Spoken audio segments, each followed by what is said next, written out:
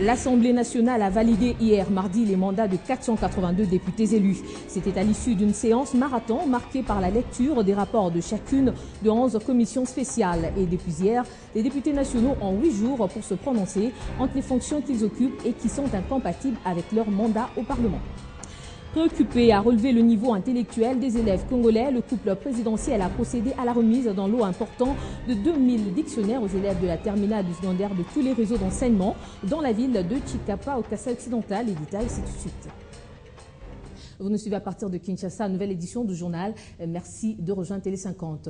On a validé au Parlement mardi les mandats de 482 députés. C'est à l'issue d'une séance marathon marquée par la lecture des rapports de chacune de 11 commissions spéciales chargées de vérifier les pouvoirs des élus de chaque province. Mais les députés nationaux ont au moins 7 jours pour se prononcer entre les fonctions qu'ils occupent et qui sont incompatibles avec leur mandat au Parlement. Des détails avec Fabien Lombard.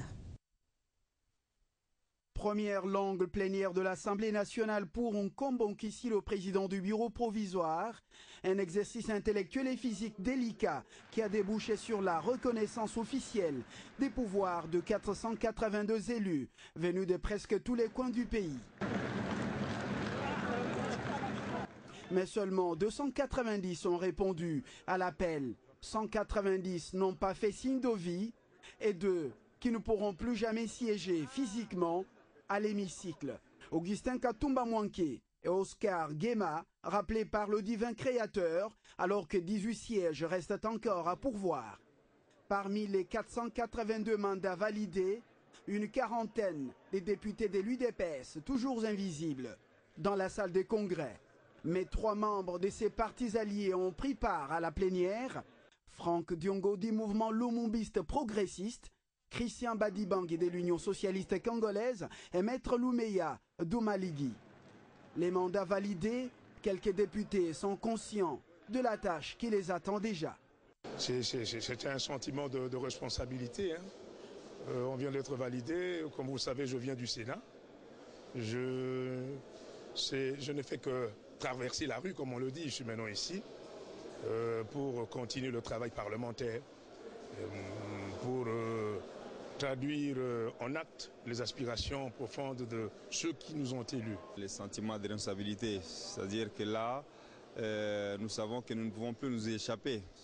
Nous sommes pris dans les mailles des responsabilités de l'Assemblée nationale et donc nous prenons davantage conscience de la charge que nous portons aujourd'hui, charge qui va nous pousser à nous préoccuper chaque jour plus du social de la population congolaise.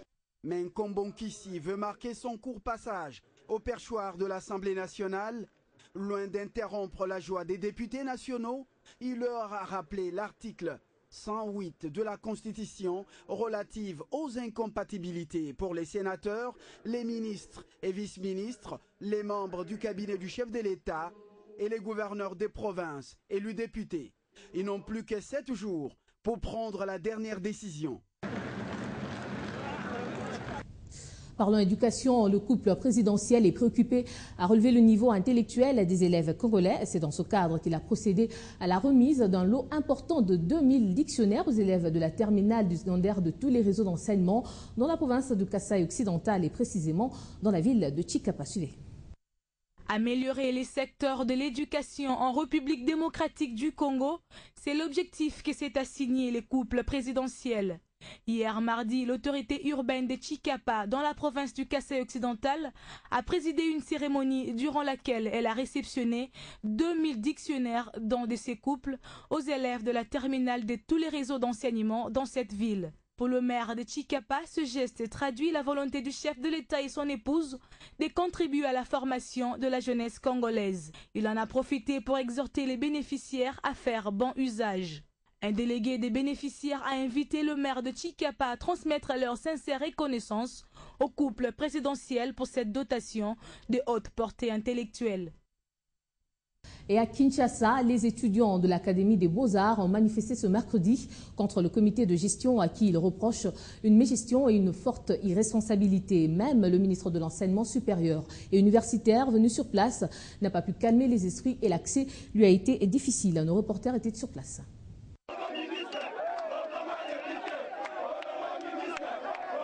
Ceci est loin d'être une manipulation politique, moins encore sportive, mais plutôt une revendication des étudiants de l'Académie des Beaux-Arts qui protestent contre la gestion de la direction générale.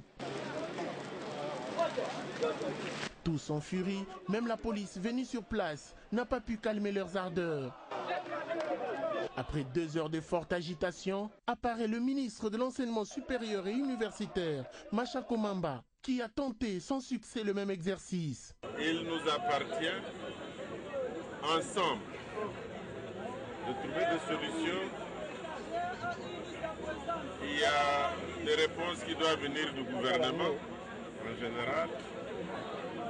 C'est le dossier de bourse. Il y a des problèmes qui vont venir du ministère. Et il y a aussi des solutions qui doivent venir de l'Académie des Beaux-Arts en pleine collaboration entre les dirigeants et les étudiants.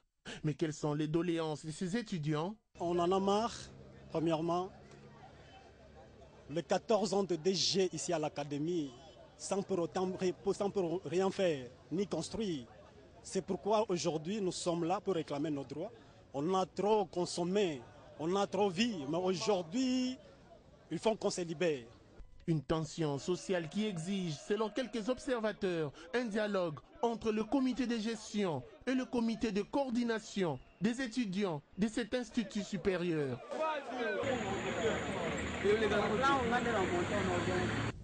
Retournons au Kassai occidental pour parler infrastructure. En mission d'inspection territoriale, le gouverneur de cette province, Hubert Kabasubabo, a fait Monyamboulou à la frontière Angola-RDC mardi. Des précisions avec notre correspondant sur place. Arrivé dans les territoires de Luisa le dimanche dernier, Hubert Kabasubabo, gouverneur de la province du Kassai occidental, a commencé sa mission d'inspection territoriale par les différents contacts avec la population de ce coin au stade de la cité de Luisa. Dans son message, Kabasubabo a demandé aux habitants de ces territoires à plus collaborer avec leurs autorités pour une paix durable, à respecter les autorités établies. Aux éléments de la police, il a demandé d'être toujours près de la population pour une bonne sécurité. Le gouverneur de la province du Kassai occidental s'est entretenu avec les différents chefs de secteur et leurs adjoints. Il a été ce mardi à la frontière de la République d'Angola, précisément à Monyamboulou. Là, Hubert Kabasubabo est allé se rendre compte de certaines réalités de cette entité. Il a indiqué qu'une décision est prise, celle de construire un pont sur la rivière dans un bref délai pour les désenclavements du territoire de l'Utah. Kabasubabo a plus parlé de la concrétisation du projet Monyamboulou dans le cadre des 5 chantiers de la République. Il a donné 3 acteurs au territoire pour la relance de la culture. Rappelons que le territoire de l'Usa est situé à 200 km de la ville de Kananga, dans le district de la Luluwa. Hubert Kabasubabo rentre à Kananga ce mercredi. De Kananga, Rinchigori Zembele et les 50.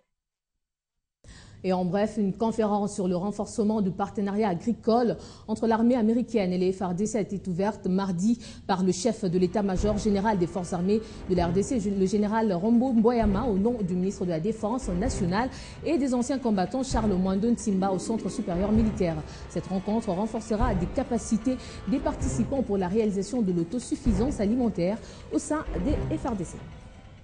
Dans le monde, aux États-Unis, Mitt Romney a remporté mardi les primaires républicains dans l'Arizona et le Michigan, de victoires qui confortent ses chances de remporter l'investiture américaine en vue de l'élection présidentielle de novembre. Suivez. Mitt Romney a remporté le primaire républicaine organisé dans l'Arizona et le Michigan, préservant son statut de favori pour affronter Barack Obama lors de la présidentielle de novembre aux États-Unis. Après le dépouillement du quasi-totalité de bulletins de vote dans le Michigan, le multimillionnaire a remporté 48% de suffrages contre 38% à son adversaire Rick Santorum. Il a également remporté l'Arizona, État où sa victoire faisait moins de doute avec 47% des voix contre 27% à Rick Santorum sur 80% de bulletins de vote dépouillés. Avec cette victoire, Mitt Romney a désormais remporté 6 États contre 4 à Rick Santorum. Mieux organisé et financé que ses rivaux, il est largement en tête dans la course aux délégués nécessaires pour l'emporter. Prochaine étape, mardi 6 mars, où 10 États seront appelés à se prononcer sur les candidats républicains lors de la prochaine présidentielle américaine, le 6 novembre 2012. On va se quitter avec du sport. On joue du football cet après-midi aux Seychelles dans le cadre des éliminatoires Cannes 2013. L'entraîneur national des Léopards de la République démocratique du Congo, Claude Leroy, a retenu 24 joueurs pour affronter l'équipe nationale des Seychelles et les Pirates ce mercredi à Victoria. Le groupe des professionnels a rejoint les locaux lundi dans la matinée aux Seychelles. Seychelles RDC, telle est l'affiche de ce mercredi à Victoria pour le compte des éliminatoires de la 29e Coupe d'Afrique de Nations Afrique du Sud 2013. Les Léopards de la République démocratique du Congo qui séjournent déjà à Victoria aux Seychelles depuis les samedis derniers ont l'obligation de partir du bon pied face aux Pirates, vainqueurs des derniers Jeux de l'océan Indien qui sont à prendre au sérieux. Auteur d'un match nul en préparation devant les Taifa Stars de la Tanzanie avec une équipe composée de joueurs locaux, les Congolais s'emploieront donc pour négocier une bonne entrée en matière avant de négocier le match retour en juin prochain. Pour renforcer les locaux présents aux Seychelles, Claude Leroy, sélectionneur de la République démocratique du Congo, peut donc compter sur la présence de certains professionnels, notamment Cédric Mongungu, Christian Kinkela, Cédric Makiadi, Gladys Bokesse et Alain Kaluituka-Dioko, déjà sur le lieu de la rencontre. Selon les dernières nouvelles, Trésor Poutumabi pourrait manquer à l'appel de ce mercredi suite au décès lundi de sa jeune sœur. Outre le match Seychelles-RDC, les autres rendez-vous prévoient Éthiopie-Bénin, le Rwanda va affronter les Nigeria, le Congo sera face à l'Ouganda, le Burundi croisera les Zimbabwe, la Gambie affronte l'Algérie, Kenya-Togo, Sao Tomé-Sierra Leone, la Guinée-Bissau affrontera les Cameroun, le Tchad sera face au Malawi, Tanzanie-Mozambique, Madagascar-Cap-Vert et Libéria-Namibie. Justement, en rapport avec cette rencontre, bon nombre des sportifs congolais pensent que les Léopards de la RDC peuvent ramener un bon résultat des Seychelles. Ils se réservent par ailleurs de l'excès des ailes. On les écoute. Cette manche aller contre les Pirates de Seychelles est importante pour la suite de la compétition. Il faut donc capitaliser toutes les chances pour l'emporter afin de prendre une sérieuse option pour la qualification au prochain tour. C'est en tout cas les souhaits de tous les sportifs congolais abordés à ces sujets qui restent confiants tout de même à leur équipe. Avant de parler des chances, il faut que je parle d'abord de mon souhait. Le souhait est que nous nous qualifions parce que nous sommes restés longtemps hors de toutes les grandes compétitions. Alors cette fois-ci, ou à jamais, il faut souhaiter que notre équipe nationale puisse se qualifier et gagner ce match. Voilà. Bien qu'annoncés favoris de cette affiche, les poulains de Claude Leroy ont tout intérêt à se méfier de l'équipe seychelloise qui ne viendra pas en victime expiatoire. J'aimerais que l'équipe nationale de la RDC puisse l'emporter pour que nous puissions quand même augmenter nos chances de reprendre les compétitions au niveau de la CAN. Mais ça sera un match ouvert. Hein. Le Seychelles a toujours participé aux éliminatoires de la Coupe d'Afrique.